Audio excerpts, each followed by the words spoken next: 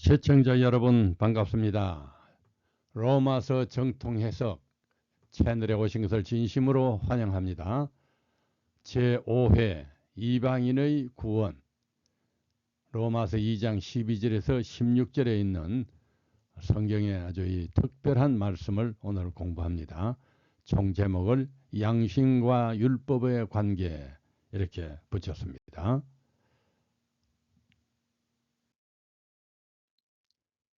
지금까지 4회에 걸쳐서 했는데 요약을 하면은 로마서 총론을 살펴보았고, 편지의 서두에서 복음의 소개를 보았고, 의인의 필요성이 이제 3장까지가 이렇게 되는데, 그 중에서 이방인의 죄악이 어째서 하나님의 의인이 필요하고 유대인의 죄악이 어째서 하나님의 의인이 필요하고 한 모습을 보았습니다. 그 중에 이제 이방인도 구원을 얻을 수 있다 하는 특별한 내용, 본문 2장 12절에서 16절부터 봅니다. 무릇 율법 없이 범죄한 자는 또한 율법 없이 망하고, 무릇 율법이 있고 범죄한 자는 율법으로 말미암아 심판을 받으리라.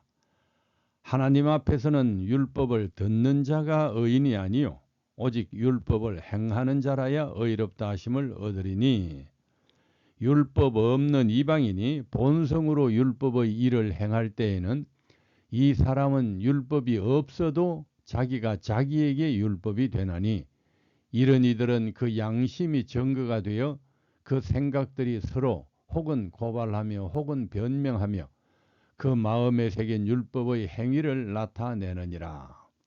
곧 나의 복음에 이른 바와 같이 하나님이 예수 그리스도로 말미암아 사람들의 은밀한 것을 심판하시는 그날이라. 자, 이제 유대인의 죄악 실상을 하는 중에 이어서 바울은 유대인의 그 완고한 선민의식에 반하는 이방인의 구원에 대해 설명을 한다.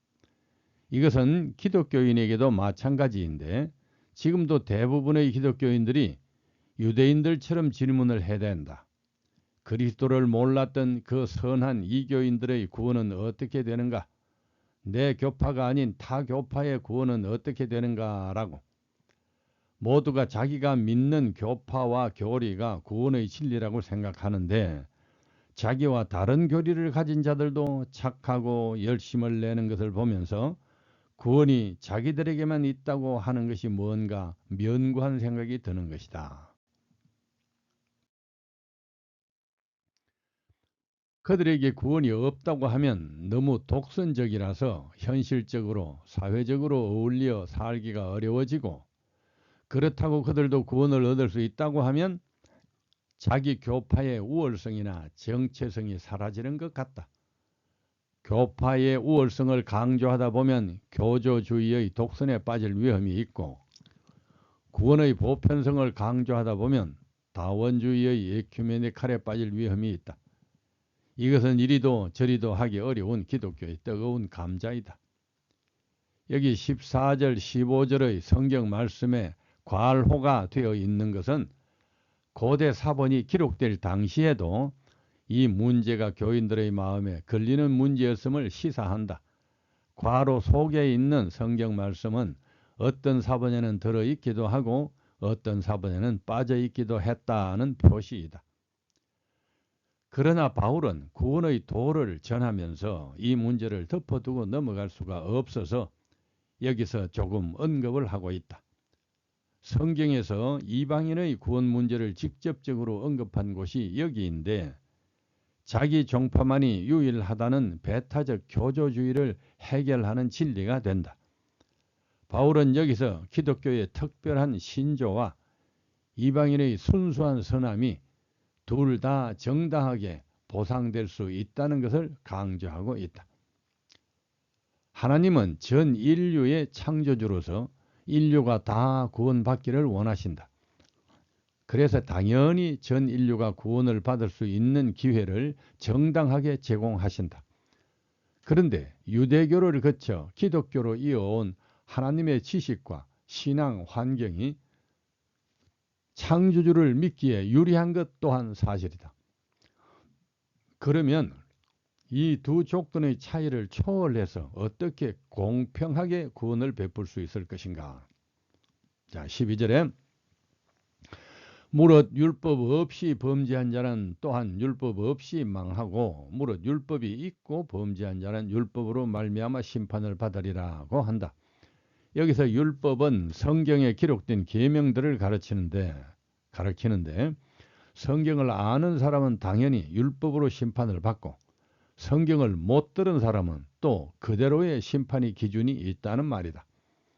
그런데 이어지는 말씀 14절에 보면 율법 없는 이방인이 본성으로 율법의 일을 행할 때에는 이 사람은 율법이 없어도 자기가 자기에게 율법이 되나니 이런 이들은 그 양심이 증거가 되어 그 생각들이 서로 혹은 고발하며 혹은 변명하여 그 마음에 새긴 율법의 행위를 나타낸다는 것이다. 이게 무슨 말인가 하면 율법은 기록된 성문법만 있는 것이 아니고 사람의 양심에도 천부적으로 율법이 있다는 말이다. 앞에서 이방인에게도 하나님을 믿을 만한 것이 그들 속에 보임이라 1장 19절에 하였으니 하나님의 뜻을 따르는지 거스르는지 양심 속에서 이미 누구든지 판단을 할 수 있다는 것이다. 그래서 사람이 선을 행할 줄 알고도 행하지 아니하면 율법을 보는 것과 마찬가지로 죄가 된다고 하는 것이다. 이것은 다른 말로 이방인은 양심의 율법을 따라 심판을 받고 유대인이나 기독교인은 성경의 율법을 따라 심판을 받는데 양심의 율법이나 성경의 율법이 본질적으로 같다는 것을 말하고 있는 것이다. 성경의 율법도 하나님이 선지자를 통해 기록해 주신 것이고 양심의 율법도 하나님이 천부적으로 사람에게 넣어 주신 것으로 환경과 대상에 따라 방식은 달라도 그 기능과 정신은 꼭 같다는 것이다. 그것은 근본 사랑인데 사랑을 율법의 완성이라고 한다. 사랑은 이웃에게 악을 행하지 아니하나니 그러므로 사랑은 율법의 완성이니라. 로마서 13장에 이렇게 성문 율법을 몰라도 순수한 사랑으로 행할 때에는 율법의 요구를 충족시키는 것이 되어 율법을 지킨 것이 된다는 말이다. 반면에 성문 율법을 알고 있어도 사랑의 정신으로 행하지 않으면 하나님 앞에 율법을 안 지킨 것이 된다는 것이다. 이방인 가운데서 하나님을 알지 못하고 섬긴 자들, 즉 인간을 통하여 한 번도 빛을 받지 못한 자들일지라도 멸망을 당하지 않을 자들이 있다. 그들은 기록된 하나님의 율법은 알지 못하였으나 천연계를 통하여 말씀하시는 하나님의 음성을 들었고 율법이 요구하는 일들을 행하였다. 그들의 행위는 성령께서 그들의 마음을 감화시킨 증거이며 그들은 하나님의 자녀로 인정을 받는다. 시대소망 638페이지. 또 이어집니다. 이교국 안에서 성경에 기록된 하나님의 율법을 알지 못하고 그리스도의 이름도 들어보지 못한 사람들이 생명의 위험을 무릅쓰고 하나님의 종도를 보호하고 그들에게 친절을 베푼 예가 있다. 그들의 행위가 하나님의 권능의 역사를 증거한다. 성령이 그리스도의 덕성을 이방인의 마음에 넣어줌으로 저희의 교육이나 본성에 반대되는 동정심을 나타냈던 것이다. 세상에 와서 각 사람에게 비추는 빛이 그들의 심령에 비치고 있다. 이 빛에 유의한다면 그 빛은 그들의 발길을 하나님의 나라 구원으로 인도할 것이다. 실물교훈이라는 책 385에 있습니다. 하나님을 모르는 사람도 인간 본래의 심정과 양심을 부정하지는 못할 것이다. 즉 인간 본래의 심정과 양심은 하나님께 속해 있는 것이다. 이 점에서 사람들은 누구나 자기 속에 하나님의 모습을 나타내고 있다.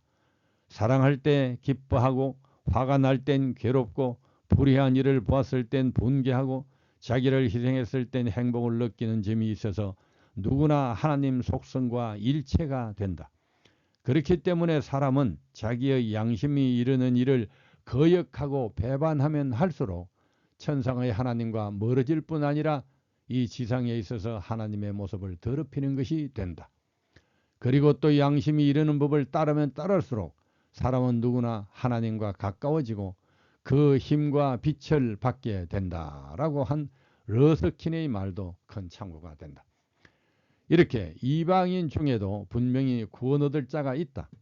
그러나 단순히 이방인도 양심대로만 살면 구원을 얻을 수 있다고 말할 수는 없다. 우선 양심도 화인맞아 타락된 것도 있고 자기는 정당하다고 생각해도 남을 해롭게 하는 주관적 양심이 있기 때문이다. 구원을 얻게 하는 양심은 하늘을 대하여 갖는 순수한 양심으로서 그리스도인이 자기를 부인하고 성령으로 거듭다는 그 꼭 같은 수준의 양심인 것이다. 그래서 곧 나의 복음에 이른 바와 같이 하나님이 예수 그리스도로 말미암아 사람들의 엄밀한 것을 심판하시는 그날에 같이 심판을 하실 것이다. 이 문제는 심도 깊이 생각해야 할 심오한 면이 있는데 여기서도 믿음으로 말미암는 의의 원리가 적용된다. 그것은 그리스도인이 자기 노력으로 하나님의 거룩한 율법을 다 지킬 수가 없다는 자기 부인의 마음이 도리어 구세주를 제대로 믿게 만들고 그것이 의가 되듯이 이것을 믿음으로 말미암는 의라고 말하는데요. 이방인도 천부적 양심을 따라 충분히 선하게 살 수가 없어서 스스로 부족하다고 생각하는 그 마음이 구원의 의가 되는 것이다. 구원 얻는 자격이 상당히 이렇게 역설적인데 믿음으로 말미암는 의의 원리가 원래 이게 역설적인 것이다. 그래서 죄를 자복하고 자기를 부인함으로 의롭게 되는 믿음의 의의 원리가 이방인의 구원에도 적용이 되는 것이다. 양심의 율법으로 심판을 받는다는 말이 그 율법을 행한 실적이 아니라 그 양심에 충실하라는 심령의 순수한 동기를 보는 것이므로 양심의 율법도 행함이 아니라 믿음으로 의롭게 된다고 할 수 있다. 다시 말하면 그들이 양심 속의 율법을 행할 때도 심령 속에 역사하는 성령의 사랑을 받아들인 것으로서 그것을 믿음으로 말미암는 의의 원리 속에 포함시킬 수 있는 것이다. 조금 어렵지만은 자세히 좀 생각해 보시고 이것이 참 진리입니다. 믿음이나 구원을 자기 교파 안에서만 생각하는 일반 기독교인들의 인식과 지금 여기 로마서 2장에서 말하는 이방인도 자기 부인과 사랑의 정신으로 의롭게 될 수 있다는 인식과는 상당한 차이가 있음을 알게 된다. 이것이 우리가 로마서 연구에서 염두에 두어야 할 중요한 초점 포인트이다. 대체로 의롭게 되는 믿음을 교파적 차원에서 이해하려고 하는 경향이 있는데 로마서는 더 깊은 심령의 근본에서 설명하고 있는 것이다. 이 진리가 현실 종파에 있어서 우리의 하나의 도전이 된다. 자, D. 이면적 유대인 로마서 2장 17절에서 29절 이 말씀 본문부터 먼저 봅니다. 17절 유대인이라 불리는 내가 율법을 의지하며 하나님을 자랑하며 율법의 교훈을 받아 하나님의 뜻을 알고도 지극히 선한 것을 분간하며 맹인의 길을 인도하는 자요 어둠에 있는 자의 빛이요 율법에 있는 지식과 진리의 모본을 가진 자로서 라고 주장하면서 어리석은 자의 교사요 어린 아이의 선생이라고 스스로 믿으니 그러면 다른 사람을 가르치는 네가 네 자신은 가르치지 아니하느냐? 도둑질하지 말라 선포하는 네가 도둑질하느냐? 간음하지 말라 말하는 네가 간음하느냐? 우상을 가정히 여기는 네가 신전 물건을 도둑질하느냐? 율법을 자랑하는 네가 율법을 범함으로 하나님을 욕되게 하느냐? 기록된 바와 같이 하나님의 이름이 너희 때문에 이방인 중에서 모독을 받는도다. 네가 율법을 행하면 할례가 유익하나 만일 율법을 범하면 네 할례는 무할례가 되느니라. 그런즉 무할례자가 율법의 규례를 지키면 그 무할례를 할례와 같이 여길 것이 아니냐. 또한 본래 무할례자가 율법을 온전히 지키면 율법 조문과 할례를 가지고 율법을 범하는 너를 정죄하지 아니하겠느냐. 무릇 표면적 유대인이 유대인이 아니요 표면적 육신의 할례가 아니니라. 오직 이면적 유대인이 유대인이며 할례는 마음에 할지니 영에 있고 율법 조문에 있지 아니한 것이라. 그 칭찬이 사람에게서가 아니요 다만 하나님에게서니라. 자, 이 본문에서 바울은 유대인의 죄를 직접적으로 이제 언급을 한다. 17절에 유대인이라 불리는 내가 율법과 하나님을 자랑하고 남을 가르치려 들고 그러면서도 도둑질하고 간음하며 율법을 범하고 이방인 앞에서 하나님께 욕을 돌리느냐라고 책망합니다. 그리고서 바울은 25절에 내가 율법을 행하면 할례가 유익하나 만일 율법을 범하면 내 할례는 무할례가 되느니라고 할례 문제를 들고 나온다. 할례도 역시 당시에는 잘 알고 있는 문제였으므로 배경 설명 없이 바로 언급한다. 할례는 아브라함이 이삭을 낳기 전 하나님을 순종하겠다는 언약의 정표로 행한 것인데 그 뒤에는 선민의 상징으로까지 인식되었고 나아가서는 하나님의 자녀로 인치는 표시국으로까지 주장하였다. 그래서 초기 교회에서는 할례를 구원의 조건으로 가르치는 사람들 때문에 시비가 꺼지지 않았다. 할례는 아시죠? 포경, 수소를 말하는데 유대인들의 아주 큰 상징이었습니다. 이렇게 정신을 고치시키기 위하여 만든 형식이나 제도가 세상의 형식 중시 속성 때문에 그 자체가 목적인 양 변질되는 경우가 많은데 할례가 바로 그러한 이해이다. 그리고 이러한 폐단은 율법주의나 허례 허식으로 나타난다. 이래서 우상이 생겨나는데 하나님께서는 이런 우상을 매우 싫어하신다. 선민의 표식이라는 할례도 그 정신이 마음속에 살아날 때 가치가 있는 것이지 형식의 엄격함에 가치가 있는 것은 아니다. 그래서 우리는 모든 면에서 형식이 되지 않도록 늘 개혁을 해 나가야 한다. 바울은 여기서 할례의 개혁을 강조하고 있다. 성경 다른 곳에도 할례를 마음에 하라는 경고가 많다. 26절 그런즉 모할례자가 율법의 규례를 지키면 그 모할례를 할례와 같이 여길 것이 아니냐. 또한 본래 모할례자가 율법을 온전히 지키면 율법 조문과 할례를 가지고 율법을 범하는 너를 정죄하지 아니하겠느냐. 무릇 표면적 유대인이 아니요 표면적 육신의 할례가 아니라. 여기서 표면적은 격식이나 혈통, 외양을 나타내는 말이요. 이면적은 믿음이나 성격, 내면을 나타내는 말이다. 오직 이면적 유대인이 유대인이며 할례는 마음에 할지니 영에 있고 율법 조문에 있지 아니할 것이라. 그 칭찬이 사람에게서가 아니요 다만 하나님에게서느니라. 지금 시대에는 이 말씀에서 유대인 대신에 기독교인을 넣으면 우리에게 아주 잘 적용되는 기별이 됩니다. 할례 문제도 로마서의 주제인 믿음과 행함의 관계를 설명하는 좋은 예가 되는데 표면으로 하는 행함이 인격 속의 이면을 돕지 못하면 소용이 없고 이면의 마음이 올바른 표면의 행함을 생산하지 못하면 죽은 것이다 하는 뜻입니다.